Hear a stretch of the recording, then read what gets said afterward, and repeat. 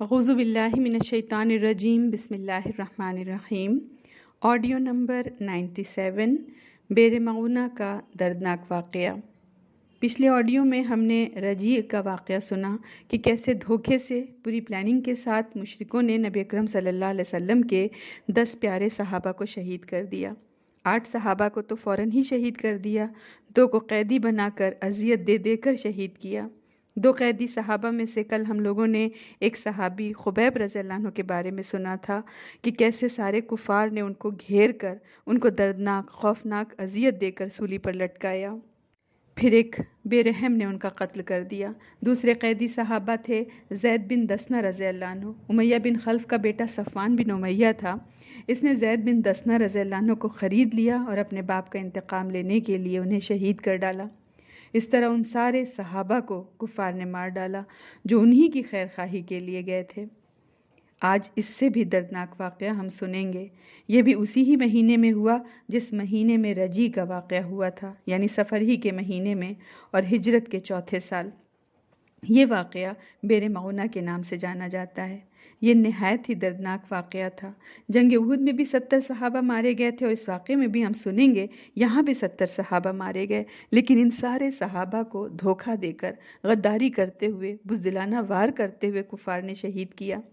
غزوہ احد میں تو دو بدو جنگ تھی، یہاں تو مسلمانوں کے جوش اور طاقت سے انہیں آمنے سامنے جنگ کی ہمت نہ ہوئی تو مسلمانوں کی ہمت توڑنے کے لیے اس طرح بزدلی دکھا کر شرمناک حملہ کیا۔ اس کی تفصیل کچھ اس طرح ہے۔ عرب کو ہم دیکھیں تو ایک سائیڈ میں مکہ ہے اور اسی سائیڈ میں آگے مدینہ، پھر آگے اسی سائیڈ میں شام وغیرہ، تو اس سائیڈ کے سارے علاقے جدہ کہلاتے تھے، اور اس کے اپوزٹ سائیڈ میں جتنے بھی گاؤں شہر یا علاقے آتے تھے وہ نجد کہلاتا تھا، اور دونوں علاقوں کو یعنی نجد اور جدہ دونوں کو ملا دیتے تھے سارے سائیڈز کو، تو یہ جزیرہ نما عرب کہلاتا تھا۔ تو نجد کے علاقے میں جو بھی قبیلے بستے تھے سب بڑے اجڑ اور گنوار جاہل قسم کے تھے، بدو لوگ بستے تھے یہاں، یہ لڑنے بھیڑنے میں بہت ماہر تھے۔ تو اسی نجد کے علاقے میں ایک قبیلہ تھا غطفان، اس قبیلے کی بھی بہت سی شاخیں تھیں، تو ایک شاخ تھی بنو عامر، تو بنو عامر کا ایک ہیڈ آیا تھا، لیڈر جو تھا، جس کا نام عامر بن طفیل تھا، اجڑوں کا اجڑ جاہل، یہ نبی اکرم صلی اللہ علیہ وسلم کے پاس آیا، غطفان کا سردار، مطلب اس زوم کے ساتھ آئے کہ میں غطفان کا سردار ہوں، اور اس کے ساتھ اور بھی اس کے دوسرے اجڑ دوست تھے۔ تو یہ غطفان کا سردار تو تھا، لیکن یہ پورے جزیرہ نما عرب کا بھی بادشاہ بننا چاہتا تھا۔ اسلام کی بڑھتی طاقت کو دیکھ کر اس کو لگا کہ نبی اکرم صلی اللہ علیہ وسلم پورے عرب کے سردار بن جائیں گے، تو یہ نجد سے آیا نبی اکرم صلی اللہ علیہ وسلم کے پاس مدینہ میں۔ اس نے نجد کے پاس آ کر نبی اکرم صلی اللہ علیہ وسلم کے پاس آ کر 3 پیشکش رکھی کہ میں آپ کو 3 چیز آفر کرتا ہوں، آپ ان تینوں میں سے کوئی ایک قبول کر لیں۔ اس نے کہا کہ دیکھیں ہم لوگ پاور کو شیئر کر لیتے ہیں، کچھ طاقت آپ کے پاس اور کچھ طاقت ہمارے پاس، کہ دیہی علاقے میں آپ سردار رہیے، یعنی دیہاتی علاقے میں، اور شہری علاقے میں مجھے رہنے دیجیے، نمبر 1۔ نمبر 2، یا آپ اپنے بعد مجھے اپنا خلیفہ جانشین بنا دیجیے، یا نمبر 3 کہ ورنہ ہمارے پاس 1000 اور سرخ اور زرد اونٹ اور گھوڑے ہیں، اس کے ساتھ میں آپ پر حملہ کر دوں گا۔ تو نبی اکرم صلی اللہ علیہ وسلم نے تینوں درخواست کو ریجیکٹ کر دیا کہ جاؤ یہاں سے، تمہاری کوئی بات نہیں مانی جائے گی۔ تو وہ اپنی اس دھمکی کے ساتھ واپس چلا گیا۔ اسی قبیلے کی دوسری شاخ یعنی غطفان کی دوسری شاخ تھی بنو عامر، تو اس کا جو ہے یہ ایک سردار تھا ابو برا، اسی نجد والے، یہ جو جاہل عامر بن طفیل تھا اس کا چچا تھا یہ۔ تو یہ بھی نبی اکرم صلی اللہ علیہ وسلم کے پاس آیا، اور آپ صلی اللہ علیہ وسلم نے اس سے بات کی، اس نے اچھے سے سنی ساری باتیں، آپ صلی اللہ علیہ وسلم نے اس کو اسلام کی دعوت دی۔ یہ بہت بہادر انسان تھا، اس کی بہادری کی وجہ سے اس کو ٹائٹل دیا گیا تھا ملعب الاسنہ، یعنی نیزوں سے کھیلنے والا۔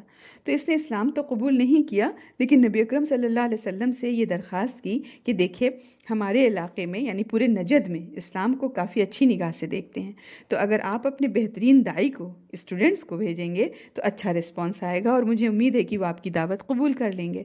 تو نبی اکرم صلی اللہ علیہ وسلم نے فرمایا انی اخشی علیہم اہل نجد، کہ مجھے نجد والوں سے ڈر ہے، خدشہ ہے اپنے صحابہ کے بارے میں، کیونکہ تمہارے آنے سے کچھ دن پہلے تمہارا بھتیجا عامر بن طفیل دھمکی دے کر گیا ہے۔ لیکن اس نے کہا کہ میں اس کا ذمہ لیتا ہوں، اور عرب میں دستور تھا کہ کوئی اگر پناہ لے لیتا تھا، ذمہ لے لیتا تھا، تو وہ پتھر کی لکیر مان لیا جاتا تھا۔ تو نبی اکرم صلی اللہ علیہ وسلم نے اس کے ساتھ صحابہ کو بھیجنے کا فیصلہ کر لیا۔ ایک صحابہ جن کا نام منذر تھا اور لقب جو تھا ان کا منقل الموت، یعنی شہادت کے لیے بےتاب، ان کو نبی اکرم صلی اللہ علیہ وسلم نے امیر بنایا، لیڈر بنایا، پھر ان کے انڈر میں بہترین قاریوں کو، بعض روایت میں آتا ہے کہ 70 قاریوں کو نجد کے علاقے میں جو آیا تھا ابو برا، اس کے ساتھ بھیج دیا اسلام کی دعوت کے لیے۔ ہم دیکھیں یہ عام قاری نہیں تھے، اصحاب صفہ میں سے تھے۔ یہ وہ لوگ تھے جو دن میں جنگل میں لکڑیاں کاٹتے، اس کی لکڑی بیچا کرتے اور اپنے اہل صفہ کے لیے غلہ خریدتے اور قرآن پڑھتے پڑھاتے، مسجد نبوی میں نبی اکرم صلی اللہ علیہ وسلم کے گرد بیٹھے رہتے، آپ کی وحی، آپ کی باتیں سنتے اور راتوں کو اللہ سے سرگوشیاں کرتے، سجدے میں پیشانی زمین پر رگڑتے رہتے، جسے ہم کہیں نا ٹوٹلی ڈیڈیکیٹڈ۔ ان 70 قاریوں میں عامر بن فہیرہ رضی اللہ عنہ بھی تھے۔ یاد ہے یہ کون ہے؟ ابو بکر رضی اللہ عنہ کے غلام جو غار ثور میں چپکے چپکے آتے تھے اور بکریوں کے ریوڑ کو ہانک کر لاتے تھے تاکہ عبداللہ جو دودھ لاتے تھے نبی اکرم صلی اللہ علیہ وسلم اور ابو بکر رضی اللہ عنہ کے لیے، ان کے قدموں کے نشانات کو مٹا سکیں۔ اور پھر یہ پورے ہجرت کے سفر میں بھی ساتھ تھے نبی اکرم صلی اللہ علیہ وسلم اور ابو بکر رضی اللہ عنہ کے۔ تو یہ ہیں وہ عامر بن فہیرہ رضی اللہ عنہ، یاد ہوگا آپ کو انشاءاللہ، یہ بھی ان کے اندر شامل تھے۔ اب یہ لوگ سفر کے لیے نکل گئے۔ نجد سے جسٹ پہلے راستے میں ایک چشمہ پڑا جس کا نام تھا مغونہ، اسی کا ایک کنواں بھی تھا، چونکہ کنویں کو بیر بولتے ہیں اس لیے اس جگہ کا نام تھا بیر مغونہ۔ مسلمانوں نے کہا اس جگہ رک کر ہم نجد کے علاقے میں گھسنے سے پہلے آپس میں ایک مشورہ کر لیتے ہیں کہ کیسے تبلیغ کرنی ہے۔ اس پر مشورہ کرنے لگے تو ایک صحابی حرام بن ملحان رضی اللہ عنہ، یہ انس بن مالک رضی اللہ عنہ کے ماموں تھے، تو یہ حرام بن ملحان رضی اللہ عنہ کہنے لگے کہ دیکھو پہلے میں اکیلا جاتا ہوں عامر بن طفیل کے قبیلے میں، اگر میں صحیح سالم واپس آ گیا تو پھر سب لوگ چلیں گے، اور اگر مجھے کچھ ہو گیا تو تم لوگ اپنی جان بچا لینا۔ تو جب یہ ڈیسائیڈ ہو گیا کہ ٹھیک ہے آپ جائیے، تو جب جانے لگے تو مسلمانوں کے لیڈر تھے جن کو نبی اکرم صلی اللہ علیہ وسلم نے لیڈر بنایا تھا، منذر رضی اللہ عنہ، انہوں نے حرام بن ملحان رضی اللہ کو نبی اکرم صلی اللہ علیہ وسلم کا خط دیا کہ یہ عامر بن طفیل کو دے دینا۔ یہ گئے نجد کے اندر غطفان کے علاقے میں عامر بن طفیل کے پاس، اور اس کو نبی اکرم صلی اللہ علیہ وسلم کا خط دیا۔ اس اللہ کے دشمن نے خط پڑھا ہی نہیں، لیتے ہی پھاڑ دیا اور آنکھ سے اشارہ کیا اپنے ایک آدمی کو کہ پیچھے سے نیزہ مار دے۔ اس نے اشارہ پاتے ہی حرام بن ملحان رضی اللہ عنہ کو نیزہ پھینک کر مارا، نیزہ ان کے سینے سے پار ہو گیا، خون کا فوارہ چھوٹا۔ فوراً ہی حرام بن ملحان رضی اللہ عنہ نے خون کو ہاتھ میں لیا اور چہرے اور سر پر ملنے لگے، اور ایک جملہ ان کی زبان پر آیا، اللہ اکبر فزت برب الکعبہ، کہ رب کعبہ کی قسم میں تو کامیاب ہو گیا۔ ان کی یہ حالت دیکھ کر جس نے تیر چلایا تھا وہ حیران ہو گیا، اور بعد میں یہی ان کے اسلام قبول کرنے کی وجہ بنی۔ ان کا نام جبار تھا۔ اسلام لانے کے بعد یہ کہتے ہیں کہ جب حرام بن ملحان رضی اللہ عنہ فزت برب الکعبہ کہا کہ میں کامیاب ہو گیا، جبکہ میں نے اس کو نیزہ مارا تھا اور ان کا سینہ کٹ گیا تھا اور وہ خون میں لت پت تھے، اور وہ اپنے کو کہہ رہے تھے کہ میں کامیاب ہو گیا، تو میں نے لوگوں سے اس کا ذکر کیا تو لوگوں نے بتایا کہ اسلام میں اگر کوئی آدمی شہادت پا جاتا ہے تو وہ اپنی زندگی کی سب سے بڑی مراد پا جاتا ہے، لہٰذا وہ کامیاب ہو گیا۔ تو یہ جبار رضی اللہ عنہ کہتے ہیں تبھی سے مجھ میں اسلام جاگزیں ہو گیا، اور میں نے اس کے متعلق اور بھی معلومات حاصل کرنی شروع کی، اور آخر کار میرا دل کھل گیا اور میں نے اسلام قبول کر لیا۔ اب وہاں باقی صحابہ جو تھے جو انتظار کر رہے تھے حرام بن ملحان رضی اللہ عنہ کا بیر مؤونہ پر، ان کے آنے میں دیر ہوئی، اور ادھر اللہ کے دشمن نے اپنے قبیلے والوں کو اکسایا، یا عامر بن طفیل نے، کہ جاؤ دیکھو تمہارے ایریے میں اتنے زیادہ مسلمان آئے ہیں، ان پر حملہ کر دو۔ تو وہیں اسی علاقے میں وہ بھی تھا ابو برا، جس نے نبی اکرم صلی اللہ علیہ وسلم سے کہا تھا کہ نہیں ڈریے نہیں، میں ذمہ لیتا ہوں ان سارے صحابہ کا۔ تو وہ کھڑا ہوا، اس نے اعلان کیا کہ نہیں، میں نے ان کو پناہ دی ہے اور میں ان سب کو ساتھ لایا ہوں، تو کوئی ان کو ہاتھ نہیں لگائے گا۔ تو اس علاقے کے لوگوں نے حملہ نہیں کیا۔ اب عامر بن طفیل نے ایک قبیلہ تھا بنو سلیم، اس کو بھڑکا دیا، اور بنو سلیم کے 3 قبیلے تھے چھوٹے چھوٹے، رال، زکوان اور اسیہ۔ ان تینوں قبیلے کے کوئی 150 لوگ اس کی آواز پر دوڑ پڑے اور ان نہتھے مسلمانوں پر ٹوٹ پڑے اور ایک ایک کر کے سب کو شہید کر دیا۔ ان 70 صحابہ میں سے حرام بن ملحان رضی اللہ عنہ کو تو پہلے ہی شہید کر دیا گیا تھا عامر بن طفیل کے اشارے پر، اور 2 صحابہ بیر مؤونہ کے قریب ہی اپنا اونٹ چرانے چلے گئے تھے۔ انہوں نے جہاں سارے صحابہ پڑاؤ ڈالے ہوئے تھے وہاں چڑیوں کو منڈلاتے دیکھا دور سے، تو ان کو کچھ شک ہوا، فوراً وہاں پہنچے کہ کیا ہوا دیکھوں، تو انہوں نے اپنے دوستوں کی ہر طرف لاشیں بکھری دیکھیں، ان ظالموں نے ان کو قتل کر دیا تھا، ان سارے صحابہ کو۔ اور پھر جب یہ لوگ پہنچے ہیں تو ان میں سے ایک کو قتل کر دیا اور ایک کا نام عمرو بن امیہ زمری تھا، ان کو قید کر لیا۔ عامر بن طفیل نے کہا یہ قبیلہ مضر سے ہیں اور وہ قبیلہ بڑا بہادر ہے، وہ اپنے آدمی کا بدلہ لینے کے لیے ہم پر چڑھائے گا، اس لیے ایسا کرو کہ میری ماں نے ایک غلام کو آزاد کرنے کی نظر مانی تھی تو اس کے بدلے میں اسی کو آزاد کر دیتا ہوں، اور غلام ہے تو علامت کے طور پر پیشانی کے بال کاٹ دو پھر اس کو آزاد کر دو۔ تو اس طرح یہ صحابی عمرو بن امیہ زمری رضی اللہ عنہ آزاد کر دیے گئے، اور ایک اور صحابی زندہ بچے، کعب بن زید رضی اللہ عنہ، انہیں شہداء کے درمیان سے زخمی حالت میں اٹھا لایا گیا، وہ مرا سوچ رہے ہوں گے ان کو، تو ان کو وہاں سے زخمی حالت میں لایا گیا، یہ زندہ تھے غزوہ خندق تک شاید۔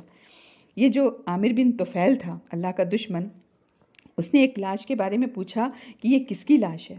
تو عامر بن امیہ رضی اللہ عنہ جن کو اس نے ابھی آزاد کر دیا تھا، انہوں نے بتایا یہ عامر بن فہیرہ رضی اللہ عنہ۔ کہنے لگا جب یہ شخص قتل ہوا تو اس کی لاش آسمان کی طرف اٹھائی گئی اور میں نے دیکھا کہ آسمان اور زمین کے بیچ میں معلق رہی، پھر زمین پر رکھ دی گئی۔ اب ان دو حادثات کی خبر نبی اکرم صلی اللہ علیہ وسلم کو آگے پیچھے ملی، ایک رجیع کا واقعے کی اور ایک دوسری بئر معونہ کے واقعے کی۔ چند دن کے فاصلے سے یہ دونوں واقعات پیش آئے۔ حضرت انس رضی اللہ عنہ فرماتے ہیں کہ نبی اکرم صلی اللہ علیہ وسلم جس قدر اہل بئر معونہ پر غمگین ہوئے، میں نے کسی اور پر آپ کو اتنا زیادہ غمگین ہوتے نہیں دیکھا۔ اللہ تعالیٰ نے شہداء کا پیغام نبی اکرم صلی اللہ علیہ وسلم کو پہنچایا۔ پیغام یہ تھا کہ اے اللہ ہمارے حال کی خبر ہمارے رسول کو دے دیجئے۔ نبی اکرم صلی اللہ علیہ وسلم مدینہ ہی میں تھے کہ اللہ تعالیٰ نے نبی اکرم صلی اللہ علیہ وسلم کو یہ خبر دے دی۔